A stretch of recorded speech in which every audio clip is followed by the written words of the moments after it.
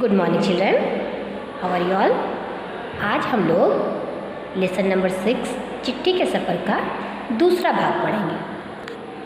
कल आपने देखा कि हमने चिट्ठी के बारे में जाना कि वो कैसे लिखी जाती है। लिखी जाने तो आपके ऊपर है कि आप कैसे उन्हें लिखते हैं या किसे लिखते हैं, लेकिन एक पत्र, एक अंतर्देशीय पत्र या पोस्ट कार्ड में क्या क्या चीज़ें लिखनी ज़रूरी होती है, वह हमने कल देखा और जाना कि उसके पते की जगह पे किसी जिसे हम पत्र भेजने वाले हों उनका नाम लिखना पड़ता है, बाद में उनका पता लिखना होता है, फिर वो किस शहर में रहते हैं उसका नाम लिखना होता है, वो किस गांव में या कस्बे में रहते हैं वो भी लिखना होता है, साथ में वहाँ जिस ज़िले, कस्बे, मोहल्ले या देश, शहर में वो रहते हैं वहाँ का पिन कोड लिखना पड़ता है।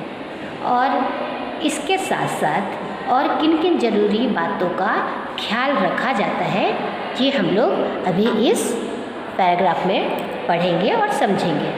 तो क्या लिखा है कि पिन शब्द जो है पोस्टल इंडेक्स नंबर, यहाँ पे लिखा है ना पी और आई और एन, ये तीनों जो लेटर हैं बोल्ड अक्षरों में लिखे हैं, जिसका नाम पोस्टल इंडेक्स नंबर अथवा पिन नंबर के नाम से जाना जाता है।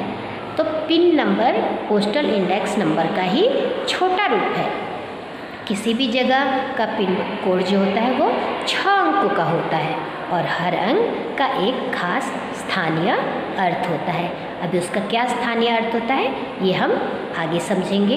इसके अलावा उदाहरण के लिए हम ये समझ लें कि NTERT को भेजे गए लिफाफे पर क्या लिखा होता है 10016।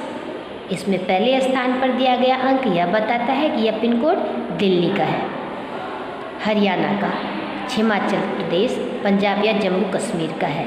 अगले 2 अंक यानी 10 यह तय करते हैं कि यह दिल्ली राष्ट्रीय राजधानी क्षेत्र के उप क्षेत्र दिल्ली का कोड है। और अगले 3 यानी 016 दिल्ली उप क्षेत्र के ऐसे डाकघर का कोड है जहां से डाक बांटी जाती है। तो पिन कोड का मतलब क्या हुआ, यानी पिन कोड में जो नंबर दिए जाते हैं उसका क्या मतलब है, वहाँ जहाँ ये पत्र पहुँचने वाला है वहाँ की प्रदेश की वहाँ की जो पिन संख्या होती है, वहाँ का स्थानीय अंक जो उन्हें शहरों को दिया जाता है, पहला जो नंबर होता है उसका पता बताता है और अगले 2 अंक यानी यह तय करते हैं कि वो उस राष्ट्रीय मतलब राजधानी के उप क्षेत्र जो दिल्ली के उप क्षेत्र है उनका कोड है। अगले 3 अंक यानी 016 दिल्ली उप क्षेत्र के ऐसे डाकघर का कोड है जहाँ से डाक बांटी जाती है। अभी आपको अगर ऐसा कुछ दिया जाए तो आप कैसे उसे समझोगे या जानोगे कि ये कहाँ का पत्र है, इसके लिए यहाँ पे बताया गया है कि अब तुम्हारा स्कूल जहाँ पर है उस इलाके का पिन कोड पता करो। आपके स्कूल जो हमारे यहाँ पे क्लड यूनियन एरिया में यहाँ का पिन कोड क्या है ये आपको पता करना है और आपको पता भी होगा, आपकी सबकी डायरी में लिखा हुआ है। अपने घर के इलाके का पिन कोड नंबर भी पता करो, आपका घर कहाँ पे है और वहाँ का पिन कोड क्या है उसको भी आपको पता करना चाहिए। पिन कोड की जानकारी डाकघर से प्राप्त की जा सकती है। डाकघरों में टेलीफोन डायरेक्टरी की तरह पिन कोड डायरेक्टरी भी मिलती है। आपने टेलीफोन डायरेक्टरी देखी होगी जिसमें अल्फ़ाबेटिकल सबके नाम लिखे होते हैं और सबके फ़ोन नंबर लिखे होते हैं। उसी तरह पिन कोड की भी डायरेक्टरी होती है जहाँ शहरों के नाम, गाँवों के नाम, कस्बों के नाम, मोहल्लों के नाम के हिसाब से पिन कोड लिखे होते हैं। वैसे एक डिस्ट्रिक्ट का पिन कोड सेम ही होता है, एक ही होता है। तुम्हारे इलाके का पिन कोड तो दूसरे मोहल्ले में लगे लेटर बॉक्स पर ही लिखा होगा, मतलब आप जिस इलाके में रहते हैं पूरे इलाके का पिन कोड क्या होता है सेम होता है, इसलिए क्या बोल रहा है मोहल्ले में लगे लेटर बॉक्स के पर ही लिखा होगा। प्रमुख जगहों शहरों के पिन कोड नंबर तुम्हें कहाँ कहाँ से मिल सकते हैं, तो आपको ये पता करना है और मुझे बताना है कि ये पिन कोड नंबर कहाँ कहाँ से हमें मिल सकते हैं। और इतना पढ़ने के बाद अभी लोगों के लिए अभी हम लोग आगे लेसन की ओर चलते हैं कि आपको मैंने बताया कि पिन कोड की शुरुआत 15 अगस्त 1972 को डाक तार विभाग ने पोस्टल नंबर योजना के नाम से की। जाहिर है कि गांधी जी को मिले इस पत्र पर और उन्हें मिले किसी भी पत्र पर पिन कोड का इस्तेमाल नहीं किया गया था। फ़र्क सिर्फ पिन कोड का ही नहीं है, समय के साथ डाक सेवाओं में निरंतर बदलाव और विकास होता रहा है। तो ये आपका निरंतर जो है आपका ये कठिन शब्द है, या आप इसके नीचे डैश कीजिए। और निरंतर को कैसे पढ़ेंगे? नवमी की मात्रा रमे अनुसार तर, निरंतर, निरंतर मतलब लगातार। और आप ये देखिए इसके ऊपर ये जो चित्र है ये डाक टिकटों के हैं। और कौन सा अपने भारत में बहुत सारे डाक टिकट हैं जिनके चित्र यहाँ पे बने हुए हैं। और आप देखिए कितने सारे हैं, ये अलग अलग फ्लावर्स के, एनिमल्स के चित्र हैं जो आप डाक टिकटों पर लगे रहते हैं। आपने देखा होगा कि हमारे राष्ट्रपति, प्रधानमंत्री और जो भी बड़े वैज्ञानिक हैं उन लोगों के नाम के चित्रों के अनुसार भी डाक टिकट होते हैं। तो यही मैंने आपको प्रोजेक्ट में बताया है कि आपको डाक टिकटों को इकट्ठा करना है कम से कम 10 और आपको अपनी प्रोजेक्ट बुक में लगाना है। इसके अलावा यहाँ पे जो लिखा है उन बातों को आप ध्यान से समझिए। टिकट संग्रह का शौक काफ़ी लोकप्रिय है, बहुत सारे लोग टिकट जमा करते हैं। धीरे धीरे इसमें टिकट संग्रह के अलावा डाक से जुड़ी और बहुत सी चीज़ें शामिल हो गई हैं। इसका डाक का विज्ञान कहना गलत नहीं होगा, क्योंकि क्या तुम जानते हो इस विज्ञान को क्या नाम दिया गया है? पता करो और यहाँ लिखो। यहाँ पे आपका डैश मारा गया है। तो डाक टिकट को जमा करने के विज्ञान को क्या कहा गया है ये आपको यहाँ लिखना है। अभी हम नेक्स्ट, आपको मैंने प्रोजेक्ट दिया है, इस तरह के डाक टिकट आपको जमा करने हैं और आपको प्रोजेक्ट बुक में लगाना है। नेक्स्ट यहाँ पे पढ़ते हैं। बहुत पुराने समय में कबूतरों के द्वारा संदेश भेजे जाते थे, जो मैंने आपको बताया। जब संदेश वाहक आपका डैश कर लीजिए। संदेश वाहक कैसे पढ़ने हैं? समय अनुसार दमे की मात्रा ताला विषम, वम्या की मात्रा हक। वाहक संदेश वाहक मतलब संदेश ले जाने वाले। कबूतरों की बात हो रही है तो उन्हें इंसानों की बात कैसे ना हो, जो ऐसे समय में डाक पहुंचाने का काम करते रहे। जब संचार और परिवहन के साधन बेहद सीमित थे, यानी कि बहुत छोटे थे, बात हो रही है उन हरकारों की जो पैदल ही आम आदमी तक चिट्ठी पत्री पहुंचाने का काम करते थे। तो देखो पहले क्या थे, चिट्ठी पत्री यानी कि कोई भी संदेश एक जगह से दूसरी जगह पहुंचाने के लिए हरकारे मनुष्य नियुक्त किए जाते थे।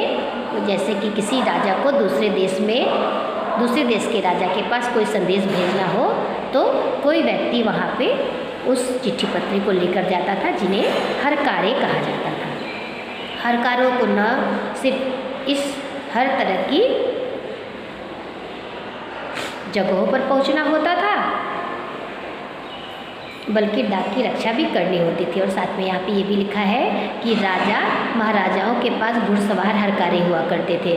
घुड़सवार मतलब घोड़े खुद से तो जाएंगे नहीं, तो घुड़सवारों पर व्यक्ति चढ़ते हैं। घुड़सवार उन्हीं को कहते हैं जो घोड़े चलाते हैं। तो उस पर घुड़सवार हरकारे भी होते थे, जिसके द्वारा चिट्ठी पत्री पहुँचाए जाते थे। क्योंकि कभी कभी बहुत दूरियाँ होती थी एक राज्य से दूसरे राज्यों की, तो वहाँ पैदल जाना संभव नहीं था, इसलिए घुड़सवार हरकारे भी होते थे। तो हरकारों को न सिर्फ हर तरह को जगह पर पहुंचना होता था, बल्कि डाक की रक्षा भी करनी होती थी। क्योंकि डाक जो भी संदेश है, अगर किसी डाकू, लुटेरों या जंगली जानवरों की चपेट में वे आ गए तो क्या होगा उनका, तो वो तो मरेंगे ही, साथ में उस जो संदेश है उसको भी समय पर किसी के पास नहीं पहुंचाया जा सकेगा। तो वही बताया जा रहा है कि उन्हें ना जंगली जानवरों चपेट में आ जाने का डर हमेशा बना रहता था। आज भी भारतीय डाक सेवा दुर्गम व पहाड़ी इलाकों तक पहुंचाने के लिए हरकारों पर निर्भर करती है। जम्मू कश्मीर के लद्दाख खंड में पदम, जंस्कार जैसी कई जगह हैं जहां हरकारे डाक पहुंचाते हैं।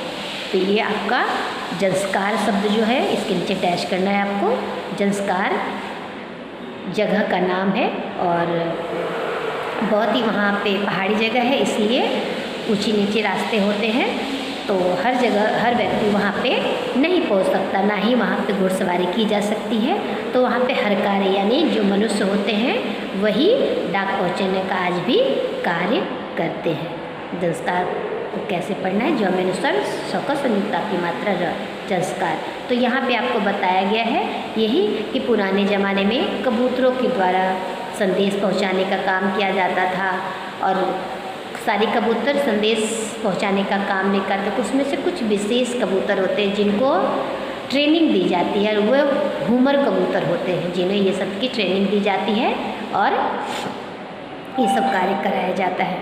तो ये थे आपके, और उसके अलावा घुड़सवार हर कार्य भी हुआ करते थे जिनके द्वारा एक राज्य से दूसरे राज्य में चिट्ठी पत्री पहुंचाई जाती थी, लेकिन उन्हें भी जंगली जानवरों का और डाकू लुटेरों का बड़ा डर होता था, क्योंकि अगर उन्हें जंगली जानवर रास्ते में खा लिए या डाकुओं ने लुटेरों ने उनकी कीमती चीज़ें जो एक देश से दूसरे देश में भेजी जा रही हैं लूट लिए, तो इसका डर हमेशा बना रहता था। और ये सब तो सही रास्तों पे जाते थे, लेकिन पदमजंस का जो ऊंची नीची पहाड़ी जगह है वहाँ पर मनुष्य जो हर कार्य बनते थे वही वहाँ तक ये संदेश पहुँचा पाते थे। तो आज के ज़माने में बहुत सारे संदेश भेजने के साधन हैं जो हम नेक्स्ट वीडियो में पढ़ेंगे। तब तक आप इसे और अच्छे से पढ़िए और समझिए, घर में रहिए, सुरक्षित रहिए। नेक्स्ट वीडियो में मैं आपका नेक्स्ट टॉपिक एक्सप्लेन करूँगी और रीड भी करवाऊँ। Thank you.